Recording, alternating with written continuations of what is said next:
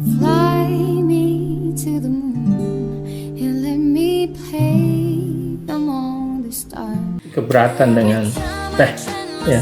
Tidak ada yang justru menganjurkan minum teh. Di konsumsi jangka panjang bisa mengurangi resiko kematian penyakit yang berhubungan dengan kardiovaskuler. Minum teh yang mereka lakukan itu memperbaiki mood. Apa sarannya dibalik? Bukan tidak dianjurkan minum teh. Assalamualaikum warahmatullahi wabarakatuh. Saudaraku, umat manusia di seluruh dunia, selamat bertemu kembali dengan saya. Kita masih dalam suasana puasa ini. Kembali saya akan menyampaikan informasi, berbagi ilmu. Kali ini saya tidak akan menyampaikan review atau ulasan saya, tetapi saya lebih akan memberikan komentar, ya. Seperti saya mengomentari artikel tentang kolang-kaling. Kali ini saya akan memberikan komentar tentang anjuran untuk tidak minum teh saat berbuka atau sahur, ya. Kalau Anda searching, Anda cari di internet, itu banyak. Ya, rata-rata ya seperti keberatan dengan teh, ya. Tidak ada yang justru menganjurkan minum teh. Ya, saya akan coba membalik semua saran itu menjadi dengan argumentasi yang saya kumpulkan untuk menyarankan agar kita berusaha sebisa mungkin meminum teh, ya. Saya tidak akan mengomentari banyak website atau berita. Saya ambil satu yang kebetulan terbit tanggal 16 kemarin, ya. Jadi masih hangat lah, ya, dan kebetulan dari website yang cukup terkenal, yaitu dari Kompas. Tetapi Anda bisa dapatkan berita yang senada di website lain. Baik, sebelum saya menyampaikan komentar, saya akan sampaikan sedikit tentang teh. Kenapa saya berkomentar dan nanti saya ingin mengkritisi ini. Karena sampai sekarang itu riset teh luar biasa, ya. Dan banyak bukti yang menunjukkan memang teh berkhasiat buat kesehatan ini. Ya. Ini Februari kemarin 2024, ya, sebuah systematic review dan meta-analisis ini sebenarnya, ya, dari banyak paper data, dari banyak paper terbit, paper ilmiah yang sudah terbit ini dari tahun 2010 sampai Desember 2023 dikumpulkan. Nanti diekstrak datanya itu dari sekian banyak publikasi di kumpulan ini, ya. Setelah dianalisis, ya, itu ada kesimpulan yang menarik terkait dengan teh, ya. Pertama tentang kopi dulu. Kopi ini kaitannya kan konsumsi jangka panjang, ya, 6 jenis minuman yang berbeda, yaitu dari mulai kopi, teh, ya, jus, minuman energi, kemudian minuman beralkohol dan minuman manis. Jadi minuman yang ditambahkan pemanis. Nah, dari 6 ini 4 yang disimpulkan, 2 yaitu jus dan energi drink nggak bisa disimpulkan karena datanya terbatas. 2 disimpulkan yang bermanfaat, kopi dan teh. Kopi bisa mencegah kematian yang berhubungan dengan penyakit kardiovaskuler, ya, dia bisa mencegah. Tetapi untuk laki-laki. Tetapi untuk teh itu bisa mencegah laki-laki dan perempuan, ya bagi mereka yang Jadi konsumsi jangka panjang bisa mengurangi resiko kematian penyakit yang berhubungan dengan kardiovaskuler. Sementara konsumsi minuman manis, kemudian beralkohol itu justru meningkatkan resiko.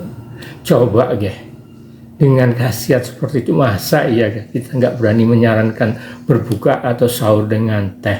Ya, oke. Ini lagi, sebenarnya seperti silahkan lihat di video saya tentang teh, ya. Teh itu banyak kandungan, ya, banyak yang dikaji sekarang ini sebenarnya green tea. Tapi nanti kita kan biasa minum black tea, ya. Nanti tidak apa-apa, nanti juga saya sampaikan, ya. Di green tea, ya, teh hijau. Ingat ada 6 jenis tea, ya. Salah satunya green tea yang banyak kita kenal, dan kemudian black tea atau teh hitam, ya ada white tea, yellow tea, oolong tea dan sebagainya. Ada ini lihat publikasi tahun 2002 di Molekul, sejarah molekul ya, ini tentang bahan kimia aja, kimia apa saja yang ada yang aktif sebagai komponen aktif pada teh ya.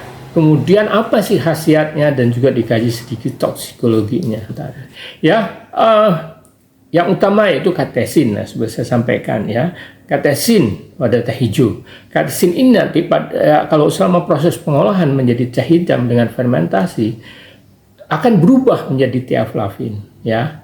Jadi hampir lebih 50% dia berubah. Jadi yang dominan pada ini teh hijau itu katesin, baik katesin, epikatesin, epigalokatesin, epikatesin atau epigalokatesin galat ECG.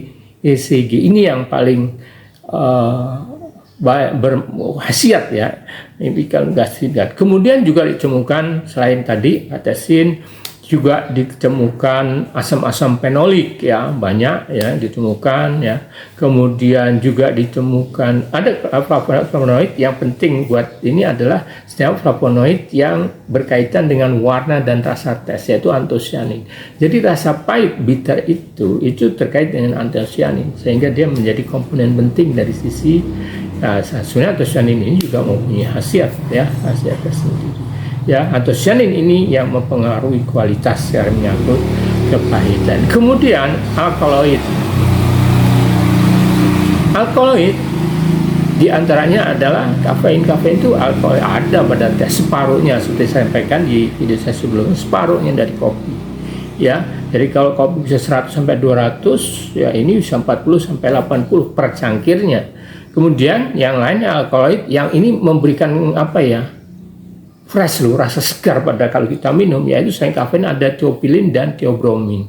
Ya ini ada alkaloid yang kemudian yang lain lagi yang penting adalah asam amino. Yang ada 26 asam amino, baik asam amino protein dan non protein. 20 kan asam amino yang menyusun protein, 6-nya itu non protein. Dari semua itu yang paling berkhasiat ya adalah theanin dan gamma aminobutyric acid. Nah, itu tadi di tes hijau khasiatnya banyak.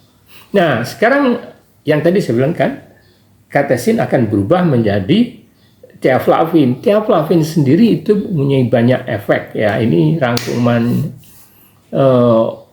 kalau tadi green tea tadi dia antioksidan, anti kanker, anti diabetes, antibakteri, antiviral, neuroprotektif yang mempunyai efek terhadap imun sistem dan juga bersifat diuretik katanya. Tapi ini pada tikus ya. Nah, teaflavin sendiri itu yang tadi ada perubahan katesin ya setelah proses fermentasi itu juga mempunyai banyak khasiat. Ada jama, ada anti kanker, ini ada skin protection effect ya, protektif ya. Jadi perlindungan terhadap kulit katanya.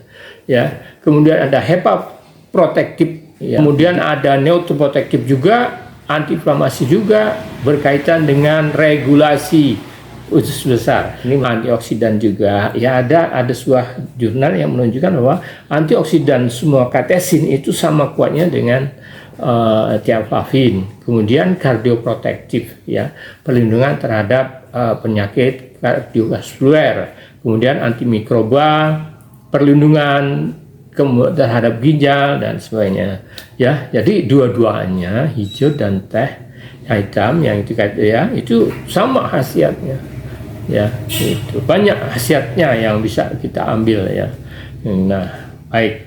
Jadi dengan keadaan seperti itu kan sayang kita nggak minum teh. Ya, itu sediakan Allah untuk kita nikmati. Di samping ada kenikmatan dan juga ya ada khasiat. Sebenarnya mereka pada riset-riset itu yang dimaksud minum teh itu tidak kayak kita manis. Maka daripada video saya tentang minuman kemasan yang saya kritik adalah kita mengarah ke teh tapi gulanya 2 sendok, 3 sendok itu yang nggak kena. Ya, oke.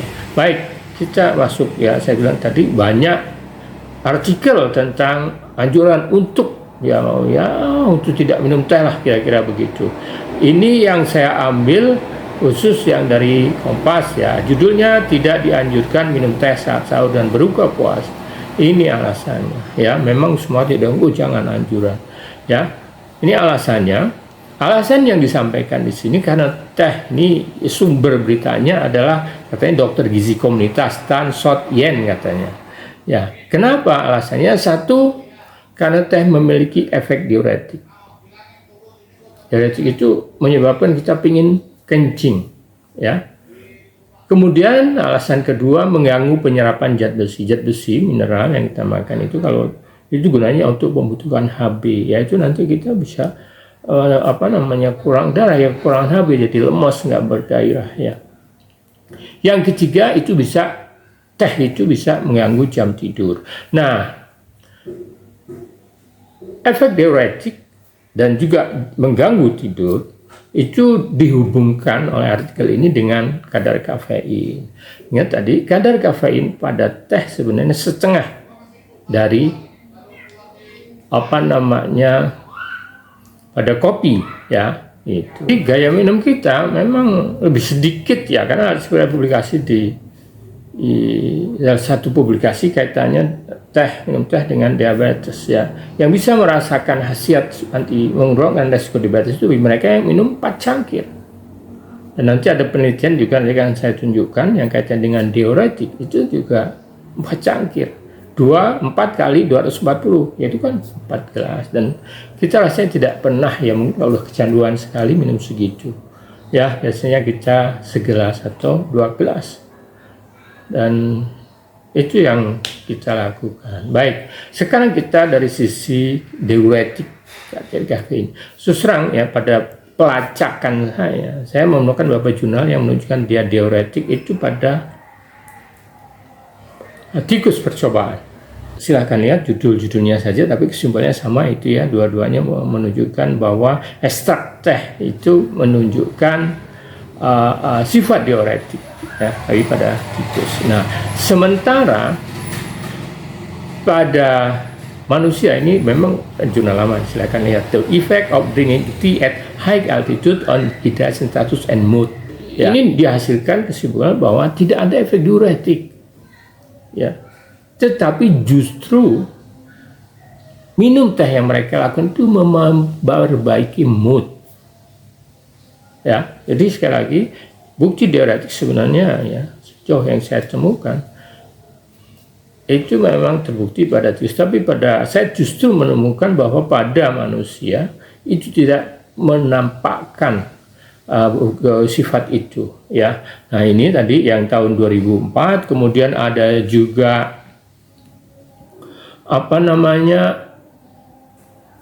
yang publikasi 2011 ini Black tea ya, ini yang saya bilang tadi, yang satu konsumsi 4 kali 240 menjadi 4 cangkir per hari, itu ternyata nggak ada, sama aja intensitas kencingnya dengan yang minum air putih. Nah, artinya apa? Sebenarnya mungkin ya karena lebih pada teh hijau kali ya, karena yang menunjukkan yang pertama tidak menunjukkan jenis tehnya, yang kedua jelas teh hitam. Sementara yang pada tikus itu green tea, dan saya tidak mendapatkan yang clinical trial ya, yang dicobakan pada manusia ya. Jadi kaitannya dengan diuretik sebenarnya bisa jadi ya, bisa jadi enggak. Artinya kalau sekedar konsumsi di bawah yang gaya mereka, misalnya secangkir atau 2 cangkir, mungkin tidak diuretik. Artinya kita bisa menentukan kaitan dengan ini, kita bisa dosis kita dengan cara apa? Ya udah, kalau kita merasa kalau minum 2 cangkir kita banyak kencing, kurangi. Tapi jangan nggak minum karena rugi. Ya, jadi anjurannya adalah silahkan berbuka dengan teh, sahur dengan teh, dengan dosis yang sesuai dengan kita, ya kan? Kalau 1 cangkir oke, 2 cangkir oke, 2 cangkir buka dan sahur. Kalau 1 cangkir oke, 1 cangkir, ya, gitu. Oke, itu dari sisi diuretik, ya. Ada bukti justru yang menunjukkan sebaliknya. Yang kedua, kaitannya dengan zat besi, memang ya ada bukti ini ya, the consumption iron be from Na, ini jenis zat besinya pada wanita-wanita yang nggak anemia atau yang mereka defisiensi itu, ya itu terbukti memang menurunkan daya serap zat besi. Sebenarnya itu bukan hanya besi, ya, bukan hanya besi, ya, mineral, kalsium, Mg itu yang divalen bisa semua dihambat oleh tanin. Dan juga bukan hanya tanin, yang mereka mengandung senyawa ya, itu juga menghambat. Jadi bukan hanya teh, kopi, coklat, semua minuman herbal itu bisa menghambat ini, ya. Dan ini ada bukti, ini sudah lama sih sebenarnya. Ternyata kalau hemp bentuknya, artinya kalau zat besinya itu dari hewani itu namanya hemp. Kalau nabati non hemp. Kalau dari hewani itu cenderung nggak di hamba. Jadi kalau kita memang zat besi yang dari tanaman, yang pada dasarnya secara alamiah zat besi pada tanaman itu memang susah diserap, apalagi ditambah dengan tanin, itu tambah nggak bisa diserap. Tapi kalau zat besi yang kita harapkan adalah dari daging, dari tanaman hewani, maka dia nggak dihambat oleh teh. Ya, Jonathan 2017, Impact Tannin Consumption Published Narrative Review, ya. Secara epidemiologis itu jangka panjang itu tidak terlihatan loh bahwa ada pengaruh tanin terhadap level zat besi, ya. Tapi kalau jangka pendek ya probabilitas ya kelihatan. Tapi secara jangka panjang nggak kelihatan pengaruh itu. Artinya sebenarnya karena mungkin kan kalau jangka panjang bertahun-tahun yang kita konsumsi bukan hanya yang dari nabati, campuran, ya. Jadi itulah kenapa sebenarnya ketakuan kita tentang zat besi bisa diakalin juga. Satu, dari sisi makan yang kita makan, kita bisa makan, ya nggak bisa ngarepin nabati memang. Kita harus konsumsi hewani untuk meningkatkan asupan zat besi kita. Dan cara lain, ada penelitian yang di American Journal Clinical Nutrition. Untuk mengurangi efek tadi, kita bisa konsumsi 1 jam sesudah makan besar. Jadi kalau kita makan besar sambil minum teh, itu dia memang menghambat, mereduksi banyak, daya serapnya banyak, sampai 50%. Tetapi kalau kita sudah makan, nanti setelah 1 jam minum itu nggak menghambat, hampir nggak menghambat. Jadi nggak masalah kan strateginya, minum teh tapi 1 jam, minimal 1 jam sesudah makan. Kita nggak masalah dengan zat besi, kita dapat zat aktif. Yang lain tentang gangguan tidur, itu kait dengan kafein, ya. Sebenarnya ini New Perspective on Sleep Regulation by KT tahun 2022, Harmonizing Pathological Sleep and ND Balance Under Stress. Gak ada yang ganggu, justru ada bukti teh itu ada komponen-komponen yang membuat kita kalem, membuat kita rileks sehingga kita mudah tidur, ya. Jadi nggak ganggu. Jangan tahu katain tadi asam aminoteanin tadi itu mempunyai efek sistem kan, itu bisa rileks. Belum komponen aromanya itu membuat rileks, justru menenangkan dan memudahkan tidur. Bisa saya buktikan, bisa Anda cari itu tentang riset dan khasiat teh saat ini. Jadi rugi tidak minum teh, ya, rugi tidak minum teh. Jadi apa sarannya dibalik? Bukan tidak dianjurkan minum teh, ya, saat buka atau sahur. 1 cangkir aja, ya. Jadi sekali lagi mungkin Anda temukan banyak anjuran untuk minum teh, tapi dengan juga saya menyarankan minumlah teh saat buka atau sahur, ya. Dan itu penting juga, ya, itu kan disediakan Allah untuk kita, ya. Jadi jangan hindari, apalagi disediakan itu berkhasiat, ya, untuk kesehatan kita. Demikian, semoga bermanfaat. Silakan bagikan, like dan subscribe, ya. Assalamualaikum warahmatullahi wabarakatuh.